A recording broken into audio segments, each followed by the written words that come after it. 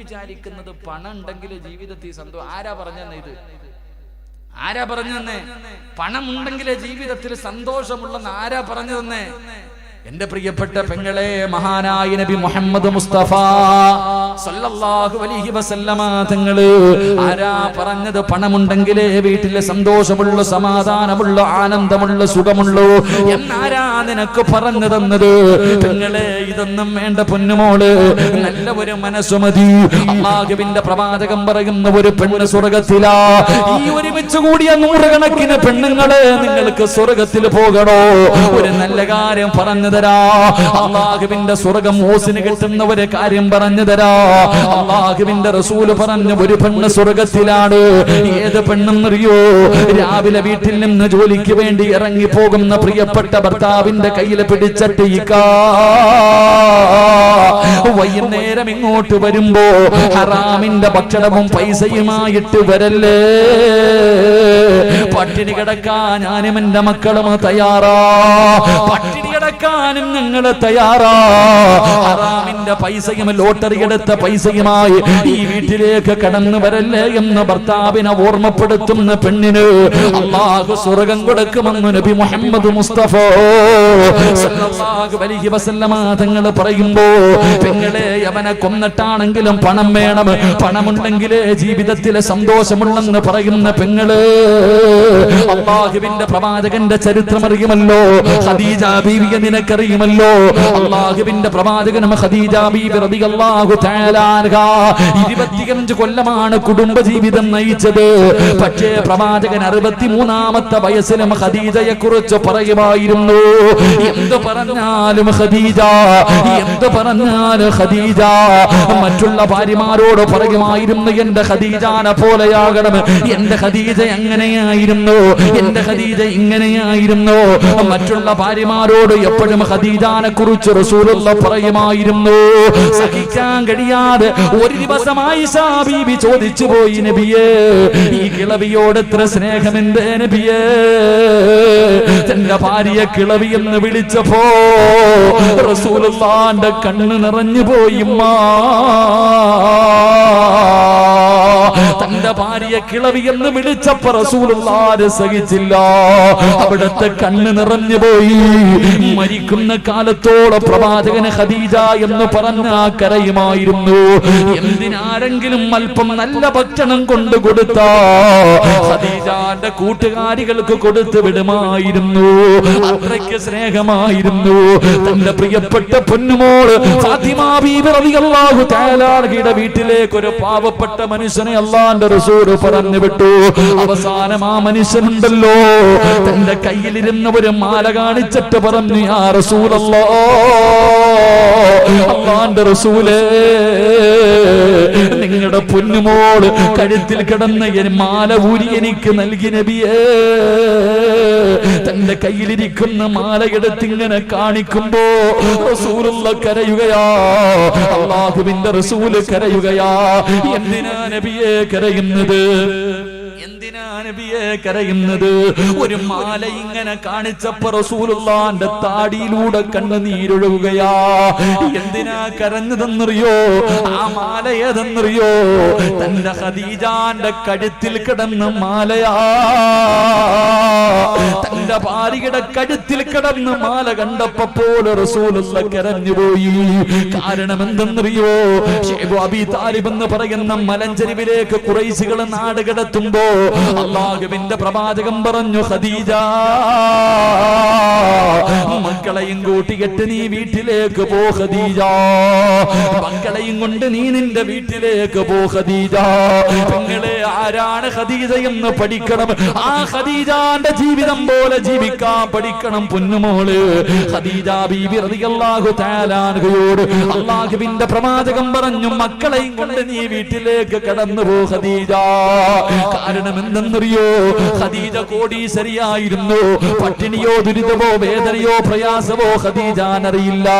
അല്ലാഹുവിന്റെ റസൂൽ പറഞ്ഞു, നിനക്ക് പട്ടിണി കിടക്കാൻ അറിയില്ലല്ലോ, ത്യാഗം സഹിക്കാൻ കഴിയില്ലല്ലോ, അതുകൊണ്ട് മക്കളെയും കൊണ്ട് നീ നിന്റെ വീട്ടിലേക്ക് പോ ഖദീജ. ആ സ്നേഹനിധിയായ ഭാര്യ ചെയ്തതെന്തെന്നറിയോ? അല്ലാഹുവിന്റെ റസൂലിനെ കെട്ടിപ്പിടിച്ചിട്ട് കരഞ്ഞുകൊണ്ട് പറയുന്നു, നബിയേ എന്നെ പറഞ്ഞു വിടല്ലേ നബിയേ, എന്നെ പറഞ്ഞു വിടല്ലേ നബിയേ. മരിക്കാനാണെങ്കിലും ജീവിക്കാനാണെങ്കിലും ഈ ഖദീജ കൂടെയുണ്ട് നബിയേ. പട്ടിണി കിടന്ന് മരിക്കാനാണെങ്കിലും ഞാൻ കൂടെയുണ്ട് നബിയേ, എന്നെ പറഞ്ഞു വിടല്ലേ എന്ന് ഭർത്താവിന്റെ കയ്യിൽ പിടിച്ചിട്ട് കരയുമ്പോ, പെങ്ങളെ ജീവിതം അതാണ് പൊന്നുമോള്. അല്ലാഹു തന്നത് കൊണ്ട് തൃപ്തിപ്പെട്. പടച്ചറപ്പ് നിനക്ക് തന്ന അനുഗ്രഹങ്ങളെ കുറിച്ച് എന്തേ ചിന്തിക്കാത്തത്? എത്ര കിട്ടിയാല് തികയാത്ത പെണ്ണുങ്ങളുണ്ട്, എത്ര കിട്ടിയാല് തികയാത്ത പെണ്ണുങ്ങളുണ്ട്. ഉമ്മമാരെ, മഹാനായ നബി മുഹമ്മദ് മുസ്തഫ വിശന്ന വയറോടെ വീടിന്റെ അകത്തേക്ക് ഓടി വരികയാ. അല്ലാഹുവിന്റെ പ്രവാചകന് വിശന്ന വയറോടെ കീട്ട് വീട്ടിലേക്ക് കയറി വന്നിട്ട് അവിടെ നിന്ന് ചോദിച്ചു, ആയിഷ കഴിക്കാൻ വല്ലതുമുണ്ടോ ആയിഷ? ഭർത്താവ് വീട്ടിൽ വന്നിട്ട് ഭാര്യയോട് ഭക്ഷണം ചോദിക്കുമ്പോ ഭാര്യ നിന്ന് കരയുകയാ, ആയിഷ ബീബി നിന്ന് കരയുകയാ. ഒന്നുമില്ലെന്ന് മനസ്സിലായ പ്രവാചകൻ ചോദിച്ചു, ഇത്തിരി വെള്ളം തരുവോ ആയിഷ? എനിക്കിത്തിരി വെള്ളം തരുവോ ആയിഷ? രണ്ട് കൈയും മുഖത്തിങ്ങനെ പിടിച്ചിട്ട് പൊട്ടിക്കരയുകയാ. ഇല്ലായിരുന്നു പെങ്ങള്, ഭർത്താവിന് കുടിക്കാൻ കൊടുക്കാ പച്ചവെള്ളം പോലും ആ വീടിന്റെ അകത്തില്ലായിരുന്നു പെങ്ങള്. എന്റെ പ്രിയപ്പെട്ടവര്, തന്റെ പ്രിയപ്പെട്ട ഭാര്യ കരയുമ്പോ കെട്ടിപ്പിടിച്ചിട്ട് പറഞ്ഞു, ആയിഷ നീ എന്റെ കൂടെ ഇല്ലേ ആയിഷ? നീ എന്റെ കൂടെ ഇല്ലേ ആയിഷ? പെങ്ങളെ, ആയിഷ ബീബി റളിയല്ലാഹു തആല അൻഹ പറയുകയാ, എന്റെ വീടിന്റെ അകത്തെങ്ങാണം വിളക്കിന്റെ അകത്തൊഴിക്കുന്ന എണ്ണയുണ്ടല്ലോ, എന്റെ വീടിന്റെ അകത്തെങ്ങാണം എന്റെ വീടിന്റെ അകത്തെങ്ങാണം വിളക്കിന്റെ അകത്തൊഴിക്കുന്ന എണ്ണയുണ്ടായിരുന്നെങ്കിൽ വിശപ്പ് കാരണം ദാഹം കാരണം ഞാനതെടുത്ത് കുടിക്കുമായിരുന്നു സഹാബാ. കുടിക്കാൻ വെള്ളം പോലുമില്ലാത്ത വീട്, കുടിക്കാൻ വെള്ളം പോലുമില്ലാത്ത വീട്. പഠിക്കണം പൊന്നുമോളെ, അല്ലാഹുവിന്റെ പ്രവാചകന്റെ പൊന്നുമോള് എവിടെ നിന്നോ അല്പം മാവ് കിട്ടി ഒരു റൊട്ടി ഉണ്ടാക്കി കഴിക്കുന്നതിന് വേണ്ടി ഭക്ഷണം എടുത്തപ്പോഴാണ് വാപ്പാന് ഓർമ്മ വരുന്നത്. ഓടുകയാ.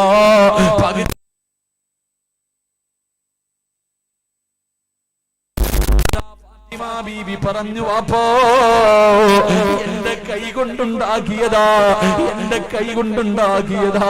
വാപ്പ ഭക്ഷണം കഴിച്ചിട്ടില്ലല്ലോ. തന്റെ പൊന്നാര മകളൊരു റൊട്ടി കഷ്ടം കൊണ്ട് വാപ്പയുടെ കയ്യിൽ കൊടുക്കുമ്പോ റസൂലുള്ള കരയുകയാണ്. ഭക്ഷണത്തിന് നോക്കിയിട്ട് ലോകത്തിന്റെ നേതാവ് കരയുകയാ. എന്തിനാ നബിയെ കരയുന്നത്? പൊന്നുമോള് ചോദിക്കുന്നു, എന്തിനാ വാപ്പാ കരയുന്നത്? ഫാത്തിമ 3 ദിവസങ്ങൾക്ക് ശേഷം കാണുന്ന ആദ്യത്തെ ഭക്ഷണമാണ് ഫാത്തിമ. പെങ്ങളെ, അല്ലാഹു നിനക്ക് ഇങ്ങനെ ഒരു ഗതി തന്നില്ലല്ലോ, ഇങ്ങനൊരു അവസ്ഥ നിനക്ക് തന്നില്ലല്ലോ. മഹാനായ നബി മുഹമ്മദ് മുസ്തഫ സല്ലല്ലാഹു അലൈഹി വസല്ലമ തങ്ങളുടെ അവസ്ഥ എന്തെന്നറിയോ? റബീഉൽ അവ്വൽ മാസമാണല്ലോ, റബീഉൽ അവ്വൽ 12 കടന്നു വരികയാണല്ലോ. ലോകത്തിന്റെ നേതാവ് വഫാത്താകുന്നതിന്റെ തലേ ദിവസം റസൂലുള്ളാഹിന്റെ വീടിന്റെ അകത്ത് വിളക്ക് കത്തിച്ചില്ല ഉമ്മ. റസൂലുള്ളാഹിന്റെ വീടിന്റെ അകത്ത് റബീഉൽ അവ്വൽ 11 വിളക്ക് കത്തിക്കുന്നില്ലോ. വീടിന്റെ അകത്ത് വല്ലാത്ത ഇരുളാ. ആയിഷ, എന്തേ വിളക്ക് കത്തിക്കാത്തത്? മാറി നിന്ന് കരയുകയാണ്, മാറി നിന്ന് കരയുകയാണ്. പടച്ചവരേ, എണ്ണയില്ലായിരുന്നു ഉമ്മ. റസൂലുള്ളാഹിന്റെ വീടിന്റെ അകത്ത് വിളക്കിനകത്തൊഴിക്കുന്ന എണ്ണ പോലുമില്ലായിരുന്നു. അവിടുത്തെ പടയെങ്കിൽ പണയമായിരുന്നു, അവിടുത്തെ പടയെങ്കിൽ പണയമായിരുന്നു. അള്ളാഹു ചെയ്ത അനുഗ്രഹങ്ങളെ കുറിച്ച് ചിന്തിക്കൂ, എന്നിട്ട് നന്ദി രേഖപ്പെടുത്തൂ. അള്ളാഹു നിനക്ക് ചെയ്തു തന്ന നിഅമത്തുകളെ കുറിച്ച് ചിന്തിച്ചിട്ട് നീ ആ നിഅമത്തുകൾക്ക് പടച്ച റബ്ബിനോട് നീ അതാ ശുക്ർ ചെയ്യാൻ തീരുമാനിക്കുക ചെറുപ്പക്കാരാ. അതുകൊണ്ട് എന്റെ പ്രിയമുള്ളവരോട് പറയുകയാ, പാവപ്പെട്ട രോഗികൾക്ക് വേണ്ടിയോ, യതീമായവർക്ക് വേണ്ടിയോ, ഒരു നേരത്തെ അന്നമില്ലാത്തവന് വേണ്ടിയോ, രോഗം പിടിച്ച് ശരീരം മുഴുവനും കിടന്ന് കിടപ്പിൽ കിടന്ന് മലമൂത്ര വിസർജനം നടത്തി കിടക്കുന്ന എത്രയോ രോഗികളുണ്ട്. പടച്ചവനെ കിടന്ന് കിടന്ന് തോലുകൾ പോലും മുരിഞ്ഞു പോയ രോഗികൾക്ക് താങ്ങാകുന്ന ഒരു കൂട്ടായ്മയാ സംഘാടകർ മുന്നിലേക്ക് കടന്നു വരുന്നു. മനസ്സറിഞ്ഞു കൊണ്ടൊരു സദക്കയെടുത്തു.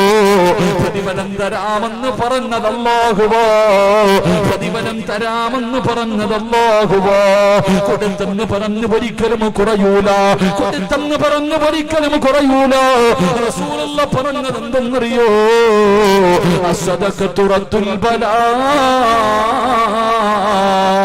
സദക്ക വിപത്തുകളെ തട്ടിമാറ്റുമെന്നോ, സദക്ക വിപത്തുകളെ തട്ടിമാറ്റുമെന്നോ. പഠിച്ചവര് അല്ലാഹു നിനക്ക് മാരകമായ രോഗം തന്നിട്ടുണ്ടെങ്കിലോ, ക്യാൻസറിന്റെ അണുക്കൾ നിന്റെ ശരീരത്തിലുണ്ടോ എന്നറിയുവോ? പെങ്ങള് തിരിച്ചറിയാൻ കഴിയുവോ?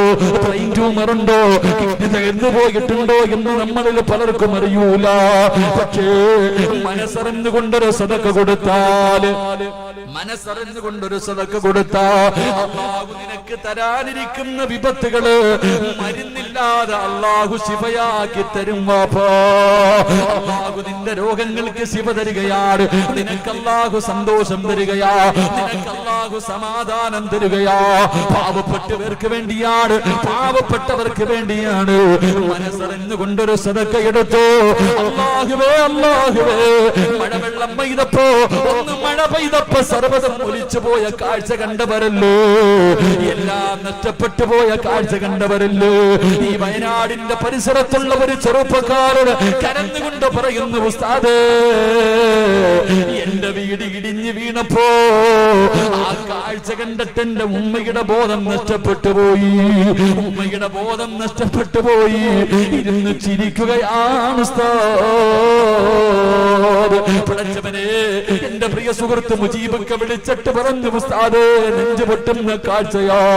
പാവങ്ങളുടെ മുഴുവനും നഷ്ടപ്പെട്ടു പോകുമ്പോ, എല്ലാ വെള്ളത്തിൽ ഒലിച്ചു പോകുമ്പോ, എന്തിനും മരിച്ച് കബറടക്കിയവരുടെ മയ്യത്ത് പോലും ഒലിച്ചു പോകുന്ന കാഴ്ച കണ്ടവരല്ലോ. എന്റെ പ്രിയമുള്ളവരെ, എന്റെ പ്രിയമുള്ളവരെ, കഷ്ടപ്പെട്ട് സമ്പാദിച്ചത് മുഴുവനും നഷ്ടപ്പെടുമ്പോഴേ അതിന്റെ വേദന അറിയൂ.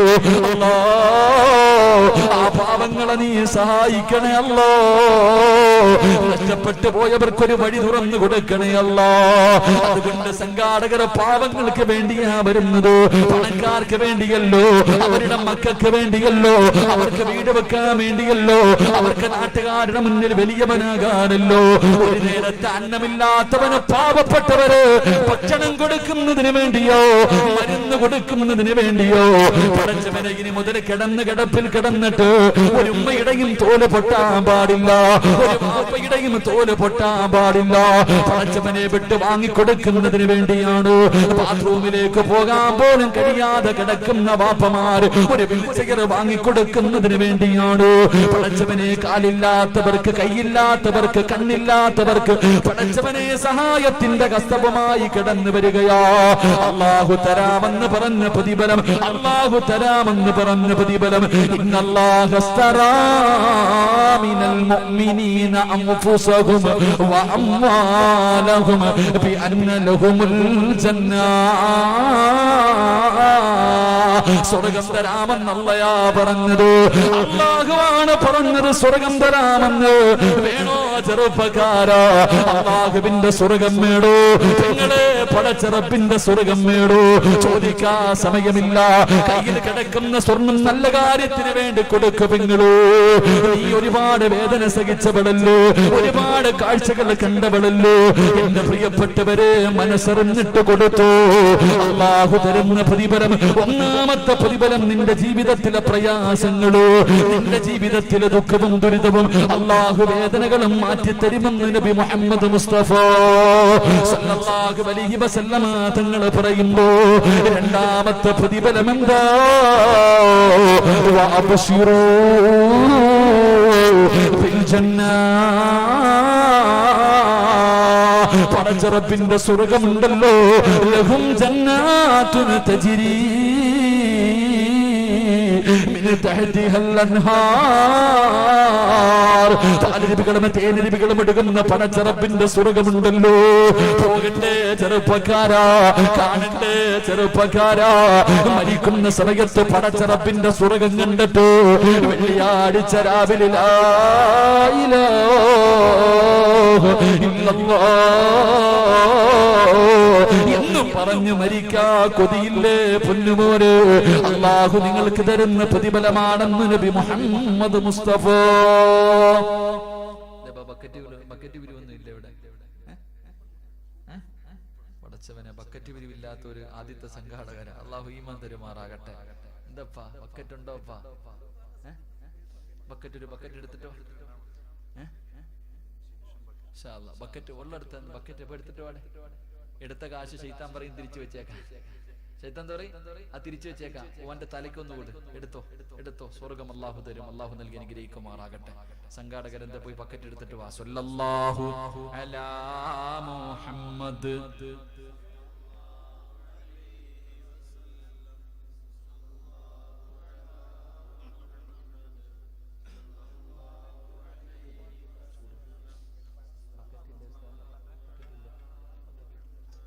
സല്ലല്ലാഹു അലൈഹി വസല്ലം. അല്ലാഹുമ്മ സല്ലി അലാ മുഹമ്മദ് യാ റബ്ബി സല്ലി അലൈഹി വസല്ലം. ഓടി വാ. ബിസ്മില്ലാഹ് അൽഹംദുലില്ലാഹ്. കൈയിട്ടോ, ഇന്നും കൂടെ പറ്റൂ. നാളെ ഇതേ സമയം പള്ളി കട്ടി കിടക്കാം കേട്ടാ. എല്ലാരും ഒന്ന് കൈയിട്ടെ. മനസ്സിലിരുന്നിട്ടൊരു നല്ല സദഖ. പെട്ടെന്ന് ഇൻഷാ അല്ലാഹ് അല്ലാഹു കബൂലാക്കുമാറാകട്ടെ. പെട്ടെന്ന്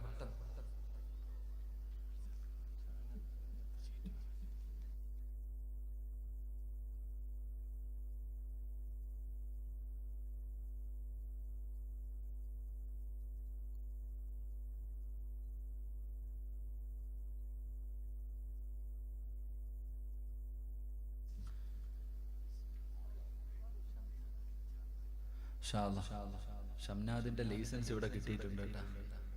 ഷംനാദ് എന്ന് പറയുന്ന ചെറുപ്പക്കാരന്റെ ലൈസൻസ്, നല്ല താടിയൊക്കെ ഉണ്ട്.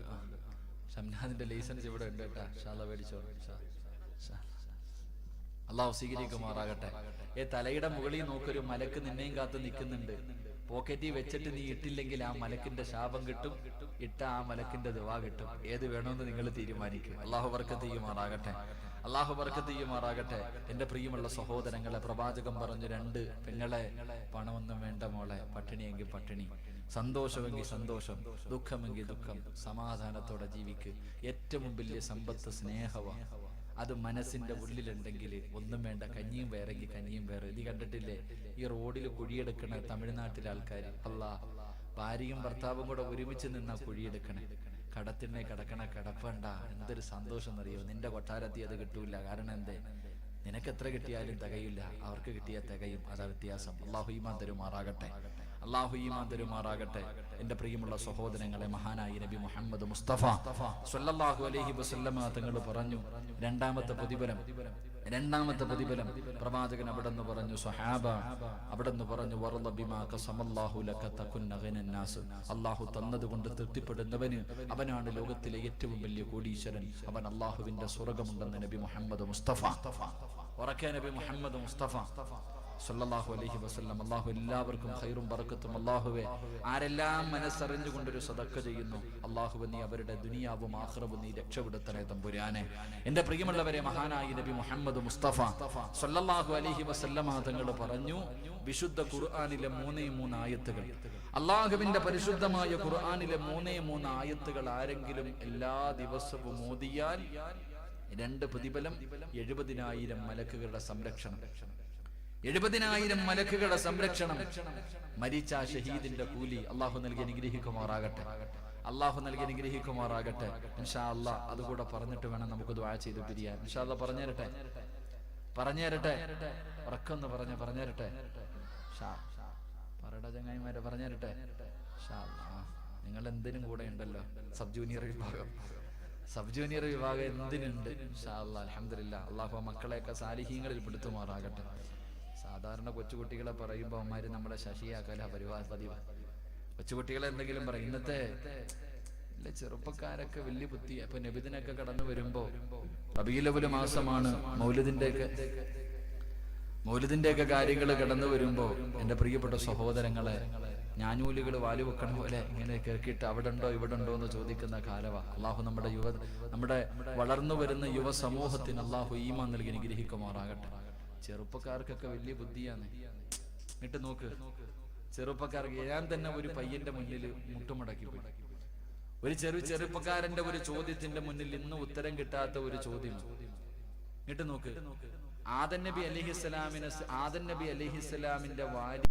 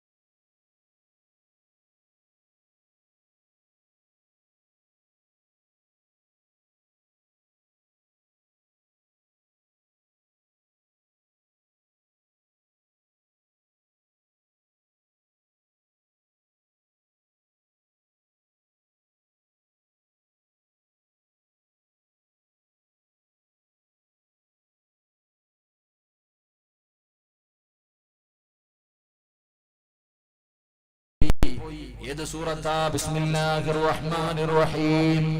ഇദാ ജാഅ നസ്റുല്ലാഹി വൽ ഫത്ഹ് വറഅയ്തൻ നാസ യദ്ഖുലൂന ഫീ ദീനില്ലാഹി അഫ്വാജാ فسبح بحمد ربك واستغفره إنه كان توابا. അല്ലാഹുവിന്റെ പ്രവാചകന്റെ മുന്നിലേക്ക് ജിബ്രീൽ അലൈഹിസ്സലാം കടന്നു വന്നിട്ട് പറയുന്നു, നബിയേ, ജനങ്ങൾ മുഴുവനും ഇസ്ലാമിലേക്ക് കടന്നു വന്നുകൊണ്ടിരിക്കുകയാ. എല്ലാവരും ഇസ്ലാമിലേക്ക് കടന്നു വന്നുകൊണ്ടിരിക്കുന്നു നബിയേ. അതുകൊണ്ട് യാ റസൂലല്ലാഹ് فسبح بحمد ربك واستغفره إنه كان توابا. അല്ലാഹുവിലേക്ക് മടങ്ങാൻ സമയമായി നബിയേ. അതുകൊണ്ട് ഇബാദത്തുകൾ അധികരിപ്പിക്കണേ, ഇസ്തിഗ്ഫാർ അധികമായിട്ട് പറയണേ. മരണത്തിന് വേണ്ടി തയ്യാറെടുക്കാൻ അല്ലാഹുവിന്റെ വിശുദ്ധമായ ഖുർആൻ പ്രവാചകനോട് പറയുമ്പോ ആ സൂറത്ത് ഞാനും നിങ്ങളും ഓതുന്നവരാണ്. അതുകൊണ്ട് ഈ റബീഉൽ അവ്വലിന്റെ രാത്രിയിൽ ഒരുമിച്ച് കൂടിയവരോടും എനിക്ക് പറയാറുള്ളത്, ഫസബ്ബിഹു ബിഹംദി റബ്ബിക വസ്തഗ്ഫിറുഹു ഇന്നഹു കാന തവ്വാബാ. എന്റെ പ്രിയമുള്ളവരെ, പ്രവാചകൻ പോലും ലോകത്തിൽ നിന്ന് യാത്രയായെങ്കിൽ നമ്മളും പോകേണ്ടവരാണല്ലോ. അതുകൊണ്ട് ഒരുങ്ങ സഹോദരാ, വത്തഖൂ യൗമൻ തുർജഊന ഫീഹി ഇലല്ലാഹ്. എവിടെ പോയാലും അവസാനം അവിടേക്ക് തന്നെ തിരിച്ചു പോകേണ്ടവരാ. അല്ലയാ പറഞ്ഞത്, നീ എവിടെ പോയാലും, ഈ ലോകത്തിന്റെ ഏത് ഏത് മൂലയിൽ പോയാൽ ഒരു ദിവസം എന്റെ മുന്നിലേക്ക് മടങ്ങി വരേണ്ടവനാണെന്ന് അല്ലാഹു നമ്മളെ ഓർമ്മപ്പെടുത്തുമ്പോ ഒരു ഭീഷണിയുടെ സ്വരത്തില് ഒരു താക്കീതിന്റെ സ്വരത്തിൽ അല്ലാഹു പറയുകയാ, എടാ നീ എന്റെ മുന്നിലേക്ക് തന്നെ തിരിച്ചു വരുമെന്ന് അല്ലാഹു പറയുമ്പോ പരിശുദ്ധമായ റബീഉൽ അവ്വലിന്റെ രാത്രിയിൽ ഒരുമിച്ച് കൂടിയ ഉമ്മ എപ്പോഴെവിടെ വെച്ചാണ് വരുന്നതെന്നറിയില്ല, ഏത് കോലത്തിലാണെന്നറിയില്ല, ഏത് രൂപത്തിലാണെന്നറിയില്ല, എപ്പോഴെവിടെ വെച്ചാണ് മലക്കുൽ മൗത്തിനെ കണ്ടുമുട്ടുന്നതെന്നറിയില്ല. ഒന്നിനും സമയം കിട്ടൂല ഉമ്മ, ഒന്നിനും സമയം കിട്ടൂല ഉമ്മ. ഒന്ന് കരയാനൊന്ന് തൗബ ചെയ്യാ, ഒന്ന് യാത്ര പറയാനൊന്ന് പൊരുത്തം ചോദിക്കാ, ഒന്നിനും സമയം കിട്ടൂല ഉമ്മ. വിളിക്കാതെ മരണമെന്ന് പറയുന്ന അതിഥി എപ്പോഴാണ് വരുന്നതെന്നറിയില്ല. മരിക്കാൻ ക്യാൻസർ വേണ്ട, ട്യൂമർ വേണ്ട, കിഡ്നി തകരണ്ട, ഒരു പനിയോ തലവേദന പോലും വേണ്ട. നിങ്ങളെ മരിക്കാൻ ഇതൊന്നും വേണമെന്നില്ല, അതൊന്നും വേണമെന്നില്ല. എപ്പോഴെവിടെ വെച്ചാണ് മരണം വരുന്നതെന്നറിയില്ല. തുഅമ്മീലു ഫിദ്ദുനിയാ തവീലൻ വലാ തദ്രീ ഇലാ ജന്ന ലൈലുൻ ഹൽ തഈശു ഇലൽ ഫജ്രി وكم من صحيح مات من غير علة وكم من مريض عاش دهرا على دهري. കവി ചോദിക്കുകയാ, കവി എവിടെന്ന് ചോദിച്ചതുപോലെ പഠിച്ചവന് എത്രയോ ആരോഗ്യമുള്ളവർ പെട്ടെന്ന് വീണ് മരിച്ചു പോകുന്ന മയ്യത്ത് കണ്ടതാ ഉമ്മ. എന്റെ പ്രിയപ്പെട്ട ഉമ്മമാരെ, സ്നേഹം കൊണ്ട് പറയുകയാവുന്ന നന്നാവുമ്മ.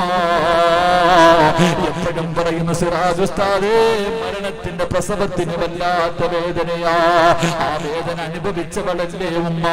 പ്രസവ വേദന മരണവേദനയാണെന്ന് നിന്റെ നാവ് കൊണ്ട് നീ പറയുമല്ലോ, അതുപോലും നിന്നെ കൊണ്ട് താങ്ങാൻ കഴിഞ്ഞില്ലെങ്കിൽ ഒരു വേദന നിനക്ക് വരാനുണ്ടല്ലോ. ഒരിക്കലും താങ്ങാൻ കഴിയാത്ത ഒരു വേദന നിനക്ക് വരാനുണ്ടല്ലോ. അതുകൊണ്ട് തയ്യാറെടുക്കും ഉമ്മമാര്, എന്റെ പ്രിയപ്പെട്ട സഹോദരാ. അതുകൊണ്ട് എന്റെ പ്രിയപ്പെട്ടവരോട് എനിക്ക് പറയാനുള്ളത്, മരണത്തിന് വേണ്ടി തയ്യാറെടുക്കണേ, മരണത്തിന് വേണ്ടി തയ്യാറെടുക്കണേ. മലക്കുൽ മൗത്തിനെ ചിരിക്കുന്ന മുഖത്തോട് നിന്റെ വീടിന്റെ മുന്നിൽ വന്നിട്ട് അസ്സലാമു അലൈക യാ വലിയല്ലാഹ് എന്ന് സലാം പറഞ്ഞുകൊണ്ട് വെള്ള വസ്ത്രം ധരിച്ചിട്ട് പടച്ചവനെ ചിരിക്കുന്ന മുഖത്തോടെ സുഗന്ധം അടിച്ചുകൊണ്ട് നിന്റെ വീടിന്റെ അകത്തേക്ക് അസ്റായിൽ കടന്നു വരുന്നത് എപ്പോഴാണെന്നറിയില്ലോ. പക്ഷേ എപ്പ കണ്ടാല് ചിരിക്കുന്ന മുഖത്തോടെ കാണണമെന്ന് ആഗ്രഹമില്ലോ. അതിനുവേണ്ടി പരിശ്രമിക്കുന്ന ചെറുപ്പക്കാരാ. അതുകൊണ്ട് എന്റെ പ്രിയമുള്ളവരെ, അല്ലാഹുവേ, പാപങ്ങൾക്ക് വേണ്ടി ഒരു സദഖ ചെയ്തിട്ട് നമുക്ക് ദുആ ചെയ്ത് പിരിയാ, ഒരു സദഖ ചെയ്തിട്ട് നമുക്ക് ദുആ ചെയ്ത് പിരിയാ. എന്റെ പ്രിയമുള്ളവരെ, മഹാനായ നബി മുഹമ്മദ് മുസ്തഫ സല്ലല്ലാഹു അലൈഹി വസല്ലമ തങ്ങൾ മരണപ്പെടുന്നതിന്റെ വഫാത്തിന്റെ തലേ ദിവസമുണ്ടല്ലോ, രോഗം പിടിച്ചിട്ട് അല്ലാഹുവിന്റെ പ്രവാചകൻ തന്റെ വീടിന്റെ അകത്ത് കിടക്കുകയാ. ഓരോ റബീഉൽ അവ്വൽ കടന്നു വരുമ്പോഴും പുണ്യ പ്രവാചകന്റെ ജീവിതം വായിച്ചു നോക്കുന്ന ചെറുപ്പക്കാരാ, മക്കളെ, പ്രവാചകൻ ആരാണെന്ന് പഠിക്കണമടാ പൊന്നുപോരു. ചിലര് പറയാറുണ്ട്, സാദേ ഗാന്ധിജിയുടെ ചരിത്രം ഞാൻ വായിച്ചിട്ടുണ്ട്, ഗാന്ധിജിയുടെ ആത്മകഥ വായിച്ചിട്ടുണ്ട്, അബ്ദുൽ കലാമിന്റെ ചരിത്രം ഞാൻ പഠിച്ചിട്ടുണ്ട്. എന്റെ പ്രിയപ്പെട്ട ചെറുപ്പക്കാരാ, ഇന്നവരെ റസൂലുള്ളാഹിന്റെ ജീവിതമൊന്ന് വായിച്ചിട്ടുണ്ടോ? ഇന്നവരെ പ്രവാചകന്റെ പുണ്യനബിയുടെ ജീവിത ചരിത്രം വായിച്ചിട്ടുണ്ടോ? ചെറുപ്പക്കാരാ, റസൂലുള്ളാഹി പറയുകയാ, പ്രവാചകന്റെ ജീവിത ചരിത്രം വായിച്ച അവന്റെ പ്രവാചകനെ സന്ദർശിച്ചവനെ പോലെയാ. ലോകത്തിന്റെ നേതാവിന്റെ ചരിത്രം വായിച്ചാൽ ആ പുണ്യപ്രവാചകന്റെ ജീവിതം, ആ പുണ്യപ്രവാചകന്റെ ജീവിത ചരിത്രം വായിച്ചു നോക്കിയാ അല്ലാഹുവിന്റെ പ്രവാചകനെ സന്ദർശിച്ചവനെ പോലെയാ. എന്റെ പ്രിയമുള്ളവരെ, അവൻ അല്ലാഹുവിന്റെ തൃപ്തിയുണ്ട്, അവൻ അല്ലാഹുവിന്റെ തൃപ്തിയുണ്ട്, അവന് നാളെ സ്വർഗമുണ്ടെന്ന് ഹദീസ് പഠിപ്പിക്കുമ്പോ എന്റെ പ്രിയമുള്ളവരെ, മഹാനായ നബി മുഹമ്മദ് മുസ്തഫ സല്ലല്ലാഹു അലൈഹി വസല്ലമ തങ്ങള് നിങ്ങളെ വീടിന്റെ അകത്ത് റബീഉൽ അവ്വൽ 11 വീടിന്റെ അകത്ത് വിളക്ക് കത്തിക്കാൻ എണ്ണയില്ല. ആയിഷ ബീവി കരഞ്ഞുകൊണ്ട് പറയുമ്പോ അതാ തന്റെ മറ്റുള്ള ഭാര്യമാരുടെ വീട്ടിലേക്ക് പറഞ്ഞു വിടുകയാണ്. അവിടുന്ന് കിട്ടിയ എണ്ണയുമായി വീട്ടിലേക്ക് കടന്നു വന്നു. അല്ലാഹുവിന്റെ റസൂലിന്റെ വീടിന്റെ അകത്ത് വിളക്ക് കത്തിക്കുകയാ. പടച്ചവരേ, പ്രവാചകനതാ രോഗം പിടിച്ച് കിടക്കുകയാണ്. പിറ്റേ ദിവസം റബീഉൽ അവ്വൽ 12 ബിലാൽ തങ്ങൾ സുബഹിന്റെ ബാങ്ക് വിളിക്കുകയാണ്. നമസ്കരിക്കാൻ സഹാബികൾ മുഴുവനും പള്ളിക്കകത്ത് വന്നു. അല്ലാഹുവിന്റെ പ്രവാചകൻ നമസ്കരിക്കുമ്പോ പള്ളിക്കകത്ത് നമസ്കാരം നടക്കുമ്പോ പ്രവാചകൻ പറഞ്ഞു, ആയിഷ ആ തുണിയൊന്ന് മാറ്റി, ആയിഷ മറയൊന്ന് മാറ്റി, ആയിഷ പെങ്ങളേ. അല്ലാഹുവിന്റെ പ്രവാചകൻ സല്ലല്ലാഹു അലൈഹി വസല്ലമ തങ്ങള് സഹാബികളെ മുഴുവനും നോക്കുകയാണ്. ഓരോ മനുഷ്യനെയും അല്ലാഹുവിന്റെ റസൂൽ നോക്കുകയാ. അവസാനം എന്റെ പ്രിയമുള്ളവര്, അല്ലാഹുവിന്റെ പ്രവാചകൻ സല്ലല്ലാഹു അലൈഹി വസല്ലമ തങ്ങള് വീടിന്റെ അകത്ത് കിടക്കുകയാണ്. പടച്ചവനെ, പെട്ടെന്ന് പ്രവാചകന് രോഗമൊന്നും കൂടുകയാ. അല്ലാഹുവിന്റെ റസൂലിന് പെട്ടെന്ന് രോഗമൊന്നും കൂടി. അല്ലാഹുവിന്റെ പ്രവാചകന് പെട്ടെന്ന് രോഗം കൂടുകയാണ്. റസൂലുള്ള ബോധമില്ലാതെ വീടിന്റെ അകത്ത് കിടക്കുകയാ. ആയിഷ ബീവി റളിയല്ലാഹു തആല അൻഹ ഇരുന്ന് കരയുന്നുണ്ട്. തന്റെ പൊന്നുമോള് മഹ്ദി ഫാത്തിമ ബീവി റളിയല്ലാഹു തആല അൻഹ ഇരുന്ന് കരയുന്നുണ്ട്. അല്ലാഹുവിന്റെ പ്രവാചകന് വീടിന്റെ അകത്ത് തളർന്നു കിടക്കുകയാണ്. ആ സമയമുണ്ടല്ലോ, വീടിന്റെ കവാടത്തിൽ ഒരു സലാം കേൾക്കുകയാണ്. السلام عليك يا أهل بيت النبوة افتح الباب. അവിടുന്ന് വിളിച്ചു പറയുന്ന പ്രവാചകന്റെ കുടുംബമേ, ഒന്ന് വാതില് തുറക്കുവോ, ഒന്ന് വാതില് തുറക്കുവോ. ഫാത്തിമ ബീവി റളിയല്ലാഹു തആല അൻഹ പറയുന്നു, എന്റെ ഉപ്പാന് സുഖമില്ല, എന്റെ വാപ്പ രോഗം കൂടിയിട്ട് കിടക്കുകയാ, സംസാരിക്കാനും പോലും എന്റെ വാപ്പയ്ക്ക് കഴിയുന്നില്ല. അതുകൊണ്ട് നിങ്ങൾ പോയിട്ട് പിന്നെയൊന്ന് വരുവോ. കരഞ്ഞുകൊണ്ട് ഫാത്തിമ ബീവി റളിയല്ലാഹു തആല അൻഹ മറുപടി പറയുന്നു, അല്ലാഹുവേ, കുറെ സമയം കഴിഞ്ഞു. രണ്ടാമതും കേൾക്കുന്നു, അസ്സലാമു അലൈക യാ അഹ്ല ബൈത്തിൻ നുബുവ ഇഫ്തഹിൽ ബാബ്. പടച്ചവനെ, ആയിഷ ഫാത്തിമ ബീവി വിളിച്ചു പറഞ്ഞു, എന്റെ ഉപ്പയ്ക്ക് സുഖമില്ല, പോയിട്ട് നിങ്ങൾ പിന്നെയൊന്ന് വരുവോ. അവിടുന്ന് ഫാത്തിമ ബീവി രണ്ടാമതും മറുപടി പറഞ്ഞു. പക്ഷേ കുറെ സമയം കഴിയുമ്പോ സുബ്ഹാനല്ലാഹ്, മൂന്നാമതും വിളിക്കുന്നു, അസ്സലാമു അലൈക യാ അഹ്ല ബൈത്തിൻ നുബുവ ഇഫ്തഹിൽ ബാബ്. റസൂലുള്ള പറയുന്നു, മോളെ ഫാത്തിമ, വാതില് തുറക്കു ഫാത്തിമ, വാതില് തുറക്കു ഫാത്തിമ. പടച്ചവരെ, വാതില് തുറക്കുമ്പോ ആരാണ് കടന്നു വന്നതെന്നറിയോ? മലക്കുൽ മൗത്ത് അസ്റായീൽ അലൈഹിസ്സലാം അല്ലാഹുവിന്റെ പ്രവാചകന്റെ മുന്നിലേക്ക് കടന്നു വരികയാ. അവിടുന്ന് സലാം പറയുകയാ, എന്റെ അസ്റായീലേ, എന്നെ രോഗസന്ദർശനം നടത്താമെന്നതാണോ അസ്റായീൽ? നബിയേ, രോഗസന്ദർശനം നടത്താറ് അങ്ങനെ വാദം തന്നാൽ അങ്ങയുടെ റൂഹ് പിടിക്കാൻ കടന്നു വന്നതാ. അല്ലാഹുവിന്റെ പ്രവാചകൻ അവിടെ അവസാനം അനുവാദം കൊടുത്തു. കാലിന്റെ തള്ളവൻ നിന്ന് റൂഹ് പിടിക്കുകയാ, കാലിന്റെ തള്ളവൻ നിന്ന് റൂഹ് പിടിക്കുകയാ. അവിടെ റൂഹ് പിടിക്കാൻ തുടങ്ങുമ്പോ വേദന സഹിക്കാൻ കഴിയാതെ അല്ലാഹുവിന്റെ റസൂല് കിടന്ന് പിടയുകയാണ്. അവിടെ പറഞ്ഞു പോയി, അസ്റായീലേ, എന്തൊരു വേദനയാണ് അസ്റായീൽ. ഒന്ന് പതുക്കെ പിടിക്കുവോ അസ്റായീൽ, എനിക്ക് താങ്ങാൻ കഴിയുന്നില്ല അസ്റായീൽ. ലോകത്തിന്റെ നേതാവ് കരഞ്ഞുകൊണ്ട് പറയുമ്പോ മലക്കുൽ മൗത്ത് കരഞ്ഞുകൊണ്ട് പറയുന്നു, നബിയേ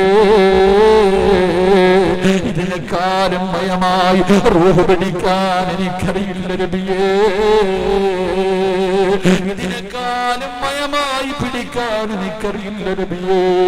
ഒരുപാട് പ്രവാചകന്മാരുടെ റൂഹ് പിടിച്ച കയ്യാ, കുഞ്ഞു കുഞ്ഞുങ്ങളുടെ റൂഹ് പോലും ഞാൻ പിടിച്ചിട്ടുണ്ട് നബിയേ. ഇന്നുവരെ എന്റെ കൈ വിറച്ചിട്ടില്ല, ഇന്നുവരെ എന്റെ കൈ വിറച്ചിട്ടില്ല യാ റസൂലല്ലാഹ്. ഇതിനെക്കാളും മയമായിട്ട് പിടിക്കാൻ എനിക്കറിയില്ല നബിയേ.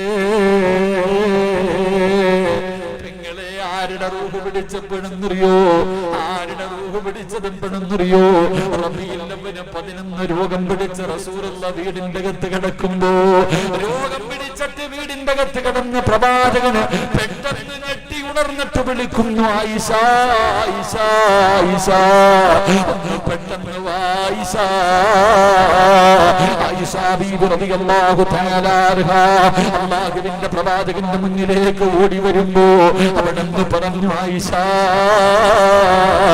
ഇന്ന സ്ഥലത്ത് കുറച്ച് ദിർഹം ഇരിക്കുന്നുണ്ട്, എടുത്തുകൊണ്ട് വാ ആയിഷ.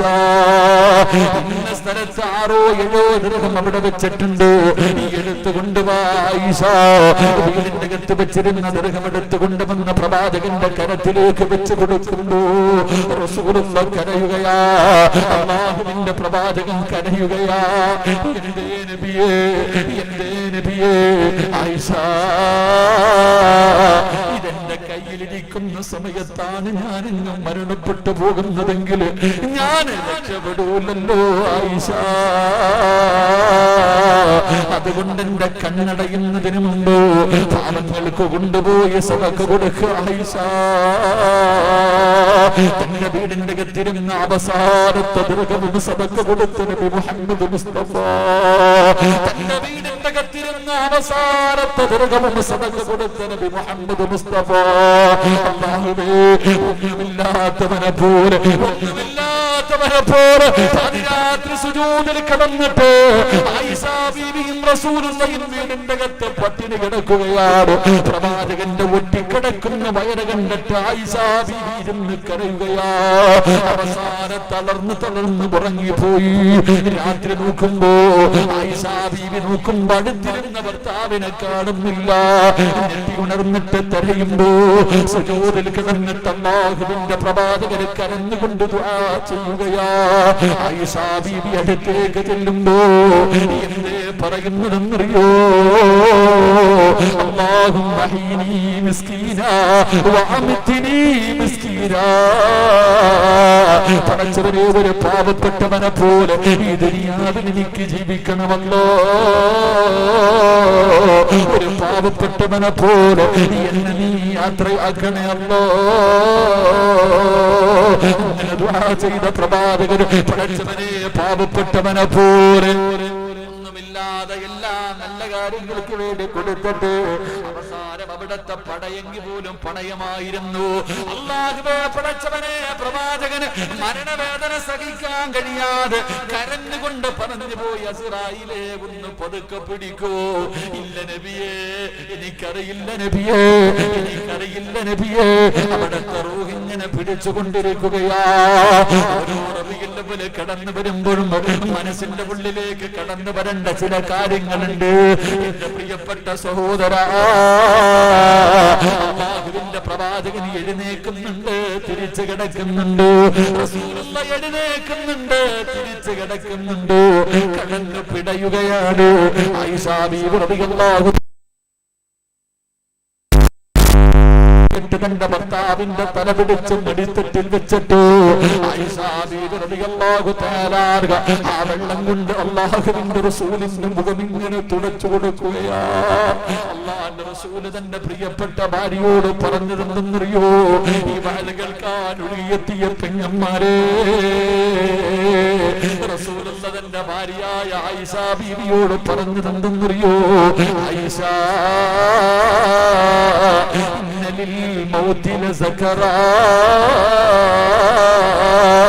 മരണ മരണത്തിന് വല്ലാത്ത വേദനയാണ് ആയിഷ.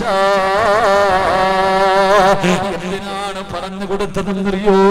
ആയിഷ ബീവിക്ക് മക്കളില്ലായിരുന്നു. ആയിഷ ബീവിക്ക് മക്കളില്ലായിരുന്നു. പ്രസവ വേദന അനുഭവിച്ചിട്ടില്ല പെങ്ങള്. ആയിഷ ബീവിയോട് പറഞ്ഞു കൊടുത്തു, ആയിഷ മരണത്തിന് വല്ലാത്ത വേദനയാ, തയ്യാറെടുത്തു കൊള്ളണേ ആയിഷ. ഉമ്മ 18 വയസ്സായിരുന്നു. ഉമ്മ റസൂലുള്ളാഹി ഇത് പറഞ്ഞു കൊടുക്കുമ്പോ ആയിഷ ബീവിയുടെ പ്രായം 60 അല്ല, 50 അല്ല, 40 അല്ല, 30 അല്ല, 20 അല്ല, 18 വയസ്സായിരുന്നു പൊന്നുമോളെ. 18 വയസ്സുകാരിയോട് പ്രവാചകൻ പറഞ്ഞു, മരണത്തിന് വല്ലാത്ത വേദനയാ. നിനക്കറിയാമല്ലോ ഖുർആനാ പറഞ്ഞത് വേദനയുണ്ടെന്ന്. ഈ സദസ്സിലിരിക്കുന്ന സർവർക്കും എന്ത് വിശ്വാസമില്ലെങ്കിലും വിശ്വാസമുണ്ട് മരണത്തിന് വേദനയുണ്ടെന്ന്. നമ്മൾ ആരും ഇന്ന് വരെ അനുഭവിച്ചിട്ടില്ല. പിന്നെ എങ്ങനെയാ വിശ്വസിക്കുന്നത്? അള്ളയാണ് പറഞ്ഞത്, കുല്ലു നഫ്സിൻ ദാഇഖത്തുൽ മൗത്ത്. മരണത്തിന് വേദനയുണ്ടെന്ന് പറഞ്ഞതാരെന്നറിയോ? ഈ പ്രപഞ്ചം മുഴുവൻ വടക്കി ഭരിക്കുന്ന രാജാതിരാജനായ മലിക്കുൽ ജബ്ബാറായ സർവാധിരാജനായ റബ്ബുൽ ഇസ്സത്തായ അല്ലാഹുവാണ് പറഞ്ഞത് മരണത്തിന് വേദനയുണ്ടെന്ന്. റസൂലുള്ളാഹി കിടന്ന് പുളയുകയാണ്. അല്ലാഹുവേ സഹിക്കാൻ കഴിയാതെ അവിടെ കിടന്ന് പിടയുകയാ. അവസാനം ആയിഷ ബീബി റളിയല്ലാഹു തആല അൻഹയുടെ നെഞ്ചിലേക്ക് അല്ലാഹുവിന്റെ റസൂൽ ഇങ്ങനെ തലതാഴ്ത്തി നിൽക്കുകയാണ്. ആയിഷ ബീബി റളിയല്ലാഹു തആല അൻഹയുടെ നെഞ്ചിലേക്ക് അല്ലാഹുവിന്റെ പ്രവാചകൻ ഇങ്ങനെ തലതാഴ്ത്തി നിൽക്കുകയാ. പടച്ചവനെ, ആ സമയത്താണ് അബ്ദുറഹ്മാൻ എന്ന് പറയുന്ന സ്വഹാബി കടന്നു വരുന്നത്. ആ സ്വഹാബിയുടെ കയ്യിലൊരു മിസ്വാക്ക് ഇരിക്കുന്നുണ്ട്. ആയിഷ ബീവിയുടെ കൂടെ പറപ്പാണ്. അല്ലാഹുവിന്റെ റസൂൽ ആയിഷ ബീവിയുടെ മുഖത്ത് നോക്കി, സഹാബിയുടെ കയ്യിലേക്ക് നോക്കി. ആയിഷ ബീവിക്ക് മനസ്സിലായി പ്രവാചകനെ മിസ്വാക്ക് ചെയ്യണമെന്ന്. ആയിഷ ബീവി അടുത്തേക്ക് വിളിച്ചു. മിസ്വാക്ക് വാങ്ങിയിട്ട് പ്രവാചകന്റെ കയ്യിൽ വെച്ചു കൊടുത്തു. അല്ലാഹുവിന്റെ റസൂലിന് പല്ല് തേക്കാൻ കഴിയുന്നില്ലോ. അല്ലാഹുവിന്റെ റസൂലിന് പല്ല് തേക്കാൻ കഴിയുന്നില്ലോ.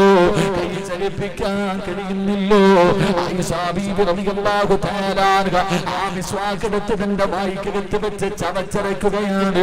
എന്നിട്ട് ഉമ്മ കുഞ്ഞിന്റെ പല്ല് തേച്ച് കൊടുക്കുന്നത് പോലെ തന്റെ ഭർത്താവിന്റെ പല്ല് തേച്ച് കൊടുത്തു. പിന്നീട് റൂഹ് പിടിച്ചുകൊണ്ടിരിക്കുമ്പോ അല്ലാഹുവിന്റെ റസൂലിന്റെ ചാരത്ത് എല്ലാവരും നിന്ന് കരയുകയാണ്. ആ കാഴ്ച കാണാൻ കഴിയാതെ, ആ കാഴ്ച കാണാൻ കഴിയാതെ എല്ലാവരും കരഞ്ഞുകൊണ്ടിരിക്കുമ്പോ പ്രവാചകന്റെ വീടിന്റെ കവാടത്തിൽ തന്റെ വളർത്തുമകൻ ഇങ്ങനെ കിടന്നു വരികയാ.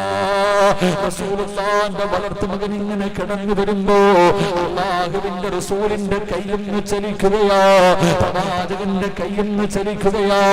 ചെറുതായിട്ട് ഇങ്ങനെ കൈ ഉയർത്തിയിട്ട് അല്ലാഹുവിന്റെ റസൂൽ ഇങ്ങനെ ആംഗ്യം കാണിക്കുന്നു. മോനെ,